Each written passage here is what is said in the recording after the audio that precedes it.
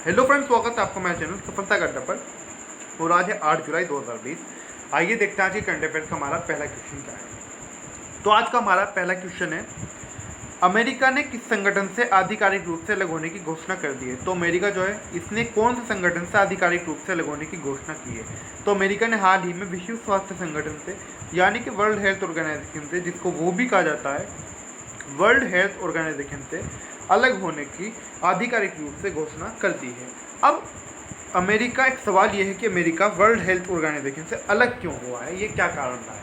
America का world health organisation पर यह आरोप रहा है शुरू से ही, जब से कोविड-19 महामारी फैली है, कि वर्ल्ड हेल्थ ऑर्गेनाइजेशन को यानी कि वो को पता था कि कोरोना वायरस फैलने वाला है और उसने चाइना का साथ दिया, यानी कि चाइना के बीच और उसके बीच साठगांठ थी, लेकिन उसने पूरे विश्व को अंधेरे में रखा, किसी को भी खबर नहीं होने दी।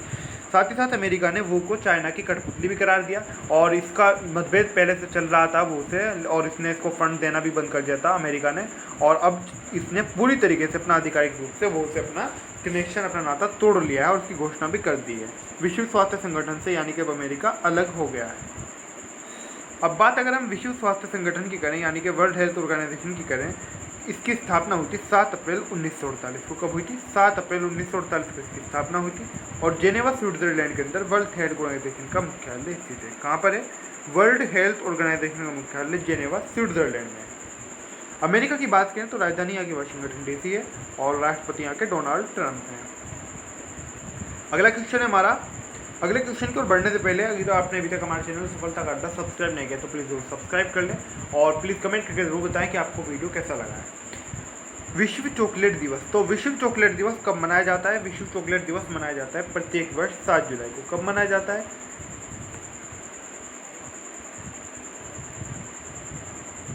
7 जुलाई को विश्व चॉकलेट दिवस मनाया जाता है। और आपको बता दें 2009 से इसे विश्व स्तर पर यानी कि पूरे वर्ल्ड के अंदर विश्व चॉकलेट दिवस को मनाया जा रहा है। अगला क्वेश्चन है हमारा, किस राज्य ने देहिंग पटकाई वन्यजीव अभ्यारण्य को एक राष्ट्रीय उद्यान के रूप में अपग्रेड करने का निर्णय लिया है? तो ये कौन सा राज्य है जिसने वन्यजीव अभ्यारण्य देहिंग पटकाई है इसको राष्ट्रीय उद्यान के रूप में अपग्रेड करने का निर्णय लिया है? तो ये निर्णय लिया है असम ने। किसने लिया है? असम ने लिया है। असम की बात करें तो असम की राजधानी दिसपुर है, इस बात को आपको याद रखना है। और यहाँ के असम के मुख्यमंत्री हैं वो हैं सर्बानंद सोनोवाल। कौन है? सर्बानंद सोनोवाल। यहाँ के अगर राज्यपाल की बात करें यानी गवर्नर की, तो जगदीश मुखी असम के गवर्नर हैं यानी कि राज्यपाल हैं। अगला क्वेश्चन है हमारा, केंद्रीय खेल मंत्री के अनुसार भारतीय खिलाड़ियों के प्रशिक्षकों की प्रशिक्षण अवधि अब कितने वर्ष होगी? यानी कि अब जो भारतीय खिलाड़ियों के जो प्रशिक्षक हैं, जो उनका प्रशिक्षण होता है, उनकी ट्रेनिंग होती है, उसकी अवधि को कितने वर्ष कर दिया गया है? तो जो इनकी अवधि होगी वो 4 वर्ष होगी। कितनी होगी? 4 वर्ष। जो खिलाड़ियों के, जो हमारे भारतीय खिलाड़ी हैं, जितने भी खिलाड़ी हैं, जो उनके प्रशिक्षक हैं, जो उनका प्रशिक्षण होता है, उसकी अवधि 4 वर्ष है। 4 वर्ष कर दी गई है। किसके अनुसार? केंद्रीय खेल मंत्री के अनुसार। अब बात केंद्रीय खेल मंत्री करें, आपसे परीक्षा के अंदर क्वेश्चन ये भी पूछा जा सकता है कि केंद्रीय खेल मंत्री कौन है, तो आपको याद रखना है किरण रिजिजू हमारे केंद्रीय खेल मंत्री हैं।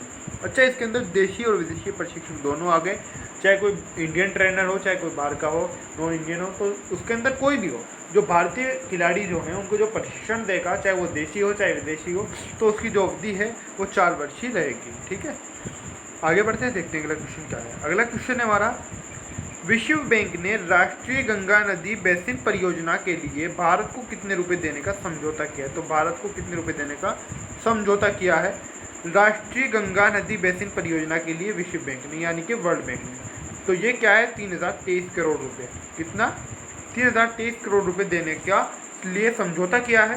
किसने किया है? विश्व बैंक ने किया है। जब बात विश्व बैंक की करें, वर्ल्ड बैंक की, तो वर्ल्ड बैंक का जो मुख्यालय वो वाशिंगटन डीसी में है और इसकी स्थापना 1944 में हुई थी। यदि आप हमारी क्लास, हमारे चैनल से आप डेली जुड़े हुए होंगे, यदि आप हमारी क्लास डेली ले रहे होंगे, तो ये जो चीज़ें आपको साथ के साथ रिवाइज भी होती रही होंगी, चाहे किसी राज्य की राजधानी हो, राज्यपाल हो, मुख्यमंत्री हो, किसी देश की बात हो, या फिर कोई वर्ल्ड हेल्थ ऑर्गेनाइजेशन जैसी संस्था हो, वर्ल्ड बैंक हो, या कुछ कोई भी संगठन हो, कोई भी देश हो, विदेश हो, कहीं की कोई बात हो, कहीं की कोई राजदूत हो, खिलाड़ी हो, कोई उपराज्यपाल हो, राज्यपाल हो, तो ये सभी चीज़ें आपको याद होती रहेंगी। और यदि आपने अभी तक इन चीज़ों को नोट करना नहीं स्टार्ट किया है तो प्लीज़ अपने साथ जब भी आप करंट अफेयर्स लिखा करें तो अपने साथ में नोटबुक ज़रूर ले लिया करें, क्योंकि इनको साथ के साथ आप नोट करते चलें, क्योंकि जो आप एक बार नोट कर लेते हैं वो अधिकतर आपके सब कुछ याद रहता है और आप कभी नहीं भूलते। साथ ही साथ करंट अफेयर्स का आप रिवाइज भी क्या करें, इनको रिवीजन भी करते रहा करें।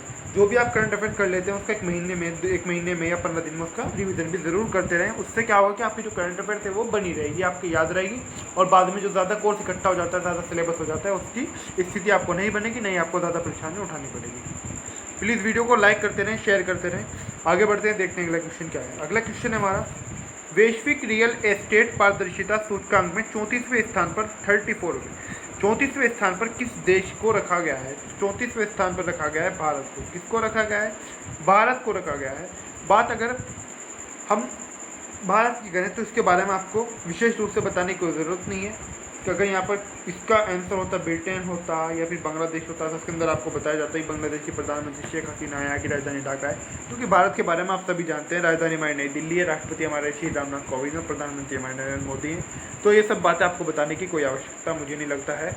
आगे बढ़ते हैं, देखते हैं अगला क्वेश्चन क्या है। अगला क्वेश्चन है हमारा, भारतीय कृषि अनुसंधान संस्थान झारखंड के नए प्रशासनिक और अकादमिक भवन का नाम इसके नाम पर रखा गया है।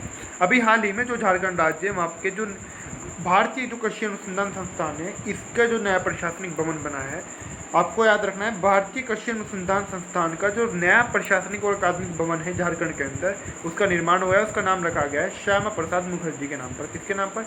श्यामा प्रसाद मुखर्जी भारतीय जनता संघ के संस्थापक रहे हैं। लगभग 1925 या 24 में इसकी स्थापना हुई थी आज़ादी से पहले, जो कि अब वर्तमान में भारतीय जनता पार्टी का रूप है। तो श्यामा प्रसाद मुखर्जी के नाम पर इसका नाम रखा गया है। ठीक है, इस बात को आपको याद रखना है। आगे बढ़ते हैं, देखते हैं अगला क्वेश्चन क्या है। अगला क्वेश्चन है हमारा, किस राज्य सरकार ने पीडीएस कार्ड धारकों को नवंबर तक मुफ्त राशन देने का निर्णय किया है? तो पीडीएस कार्ड धारकों को नवंबर तक मुफ्त राशन देने का निर्णय किस राज्य सरकार ने किया है? ये क्या है, जो दिल्ली राज्य सरकार है उसने ये निर्णय किया है। यानी कि जो आप सरकार है, आम आदमी पार्टी सरकार है, केजरीवाल जो सरकार है दिल्ली के अंदर, दिल्ली राज्य की जो सरकार है उसने ये निर्णय किया है नवंबर 2020 तक के मुफ्त राशन दिया जाएगा। अच्छा, बात दिल्ली की करें, दिल्ली के अंदर दिल्ली के मुख्यमंत्री कौन है? अरविंद केजरीवाल हैं, आम आदमी पार्टी से हैं। और अगर उपराज्यपाल की बात करें यहाँ के कौन है, तो उपराज्यपाल यहाँ के लेफ्टिनेंट गवर्नर जो है अनिल बैजल है। इस बात को आपको याद रखना है। जो भी केंद्र शासित प्रदेश होता है, चाहे आपका लद्दाख हो, जम्मू कश्मीर हो या फिर दिल्ली हो, तो जो इस प्रकार के राज्य होते हैं उनके अंदर लेफ्टिनेंट गवर्नर की तैनाती की जाती है, यानी कि उपराज्यपाल की। आपको याद रखना है, केंद्र शासित प्रदेशों के अंदर राज्यपाल नहीं होते। राज्यपाल जो राज्य होते हैं, पूर्णतः राज्य होते हैं, उनको वहीं पर राज्यपाल होते हैं। और दिल्ली से एक और बात, आपको एक और नॉलेज के अंदर आपको आप में से अधिकतर स्टूडेंट को बात पता होगी, लेकिन कुछ स्टूडेंट को नहीं पता है, वो अक्सर ये बात पूछते रहते हैं। दिल्ली पुलिस की बात आती है, आप में से बहुत सारे स्टूडेंट ने दिल्ली पुलिस का फॉर्म भी भरा होगा। दिल्ली पुलिस की अगर हम बात करें तो दिल्ली पुलिस जो आती है वो होम मिनिस्टर के अंतर्गत आती है। किसके अंतर्गत आती है? जो दिल्ली पुलिस है वो गृह मंत्रालय के अंतर्गत आती है। इस बात को आपको याद रखना है। गृह मंत्रालय यानी कि जो अमित शाह है हमारे गृह मंत्री हैं, उनके अंतर्गत आती है। दिल्ली के अंदर विशेषकर अन्य जो केंद्र शासित प्रदेश हैं वहाँ के जो स्थानीय अलग से पुलिस है, वहीं के उपराज्यपाल, मुख्यमंत्री वगैरह के अंतर्गत आती है। लेकिन दिल्ली के अंदर ऐसा नहीं है। दिल्ली के अंदर जो पुलिस है, दिल्ली पुलिस है, वो गृह मंत्रालय के अंतर्गत आती है। क्योंकि दिल्ली जो है वहाँ पर कुछ भी कारण रहे हों जो भी रखा गया है वहाँ पर, क्योंकि वहाँ पर जो विदेश हैं उनकी एम्बेसीज हैं और सुप्रीम कोर्ट है, तो दिल्ली देश की राजधानी, इसलिए वहाँ पर जो सारा सिस्टम रखा गया है वो गृह मंत्रालय ने, केंद्र सरकार ने अपने हाथ में रखा है। आगे बढ़ते हैं, देखते हैं अगला क्वेश्चन क्या है। अगला क्वेश्चन है हमारा, मारुति सुजुकी ने किस बैंक के साथ भागीदारी की है? तो हाल ही में मारुति सुजुकी ने भागीदारी की एक्सिस बैंक के साथ। किसके साथ? एक्सिस बैंक के साथ भागीदारी की है मारुति सुजुकी ने। तो बात अगर हम एक्सिस बैंक की करें, एक्सिस बैंक की स्थापना 3 दिसंबर 1993 को हुई थी और मुख्यालय इसका मुंबई में स्थित है। कहाँ पर है? मुख्यालय मुंबई में स्थित है और 3 दिसंबर 1993 को इसकी स्थापना हुई थी एक्सिस बैंक की। आगे बढ़ते हैं, देखते हैं अगला क्वेश्चन क्या है।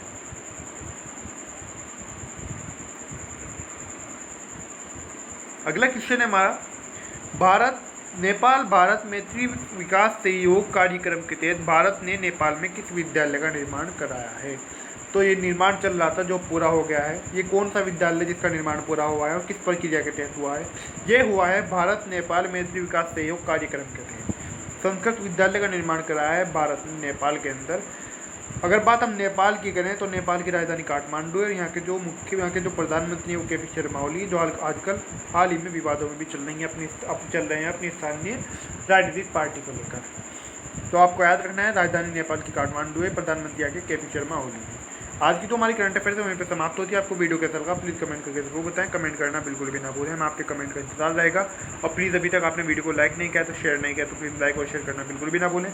अभी तक आपने हमारे चैनल सफलता का अड्डा सब्सक्राइब नहीं किया तो प्लीज़ जरूर सब्सक्राइब कर दें, ताकि आपको आने वाली हर नई वीडियो का नोटिफिकेशन मिलता है। प्लीज़ सब्सक्राइब करना बिल्कुल भी ना भूलें।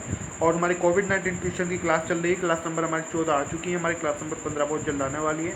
तो आप इन क्लासेस को लेना ना भूलें। जो स्टूडेंट इन कोविड-19 ट्यूशन की क्लास को ले चुके हैं वो साथ ही साथ इनको रिवीजन भी करते रहें, इनका रिवाइज ज़रूर करते रहें। और साथ ही साथ जितने भी आपके जो भी आपके क्वेश्चंस हैं उनको नोट करते रहें। और जो भी आपकी परीक्षा होने वाली, चाहे आपका रेलवे एनटीपीसी का एग्जाम हो, एसएससी का एग्जाम हो, या फिर आपका दिल्ली पुलिस हो, यूपी पुलिस हो, राजस्थान पुलिस हो, राजस्थान कांस्टेबल हो, दिल्ली लेखपाल हो, कोई सा भी एग्जाम हो, किसी भी तरह की आपकी भर्तियों की परीक्षा हो, छोटा एग्जाम हो, यहाँ तक कि पीसीएस का भी या किसी भी तरह का आपका इससे बड़ा कोई एग्जाम हो, तो कोविड-19 से आपसे क्वेश्चन जरूर पूछ जाएंगे। इस बात को आपको याद रखना है, क्योंकि आजकल जो एग्जाम हो गए हैं वो करंट बेस्ड एग्जाम हो गए हैं, उनके अंदर करंट अफेयर से अधिकतर क्वेश्चन पूछ जाते हैं। और जब कोविड-19 इतना बड़ा संकट आया है तो जाहिर सी बात है से 2 क्वेश्चन, 3 क्वेश्चन, 4 क्वेश्चन, कितने भी क्वेश्चन पूछे जा सकते हैं। तो कोविड-19 क्वेश्चन की जो हमारी 14 क्लासेज आ चुकी हैं उनको आप किसी भी क्लास को लेना ना भूलें।